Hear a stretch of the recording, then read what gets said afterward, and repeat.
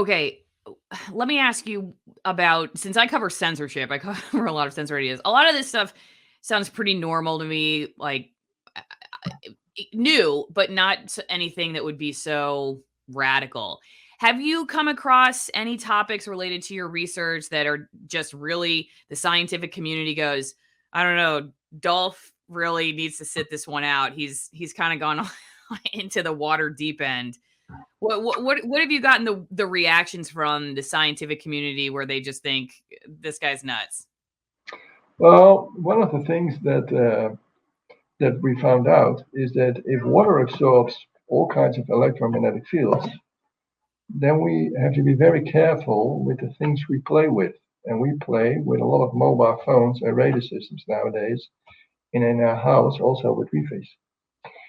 And that has a very serious effect. And what we have seen, and that is some of the research that we are doing now worldwide, we've seen that if you don't have the right water, then even the bacteria in the water are changing. And that has a huge effect upon our health. So we are now in the middle of a worldwide research because what we see now is that not every water in the world has the ability to take out those negative electromagnetic fields anymore. It can absorb it, and that has a huge effect upon many items. For instance, one of them is on our crops and on our health and on the entire environment. So those things are extremely critical. They play a major role in how and what we are going to do in this world. So, Can you give me a more specific example of what you saw with like Wi-Fi or cell okay, signals and I water? told you at the very beginning of this interview that water is an absorber of electromagnetic fields. So it Mhm. also absorbs the electromagnetic fields of all the 4 and 5G around us. Hmm. And if you beam that constantly around you, then the water absorbs that information. And what we have seen now in multiple tests, that it has an effect upon the body because your body is full of water. And when you absorb that and it is into your body, then not all the information systems in your body function for 100%. So what we did a lot of testing on soil and on all kinds of vegetables. And what we were looking for is that what is the response if we continue the way we are living, if we continue to do that now, what is the effect? And what we have seen is that it has a very important effect upon water as well. And that is something very, very profound. Because if we continue to do that, then you will see that we can even change the climate due to this. And we will see that we will have completely different harvests. So there are very, very serious topics around this. And if you eat them, the vegetables that come out of that, then you will also get a blockade into your own system. That is a possibility. So that is why this research is very important. And that is why we also have to find out how do you bring back the water into such a state that all those negative energy fields can be taken out. Because one of the things that we also found, Alison, is that if you have, for instance, a polluted river and you bring back that river with that water into a coherent state, then the pollution is taken out in a much faster way. So it has a huge effect upon the environment. So it has an effect on the environment, it has an effect on the food, and it has an effect on our health. So I'm not crazy for turning my Wi-Fi off at night. Absolutely not. All right. I am over on alisonmorrow.locals.com, which is where I take questions ahead of time from my audience. So if you're watching this somewhere else, why? You should go over to alisonmorrow.locals.com and become part of my editorial board so you can submit questions about water for Dolph. So this is kind of on the same vein, and you answered a little bit, well, actually a lot of this, but if there's anything you want to add, Still Lesson says, if you say the influence of electromagnetic fields on system physiology, how can I resist asking about the boogeyman of 5G? More generally, humans now live in an environment saturated with man made electromagnetic fields, the most obvious being our personal radiation emitters, cell phones. Does he have any comment on possible effects on human physiology of our electromagnetic soup, or is the effect of what humans produce trivial compared to the natural radiation we've been exposed to forever from the sun and other cosmic inputs? No, it is very important upon what we do.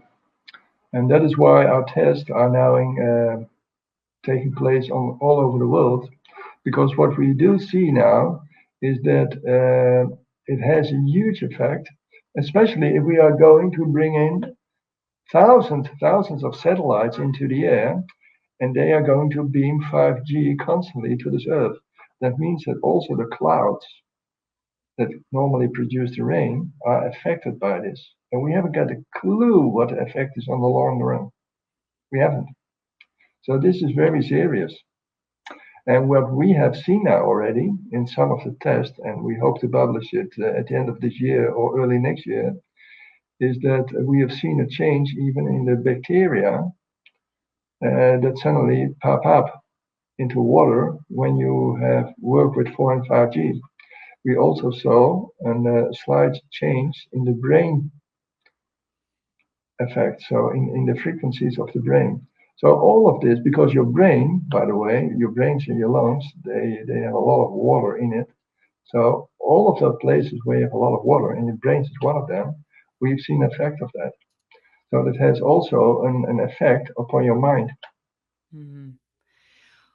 Why is when I asked you about this being controversial, something that's controversial from the scientific community, why is this something that makes the hair on the back of their neck stand up? Why is talking about cell phones or EMF or 5G so radical?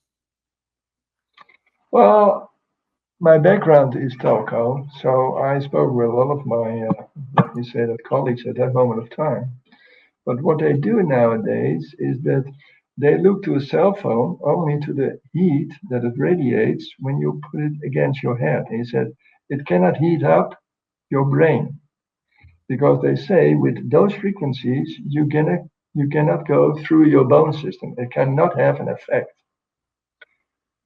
And that is something that we find back also in the medical world.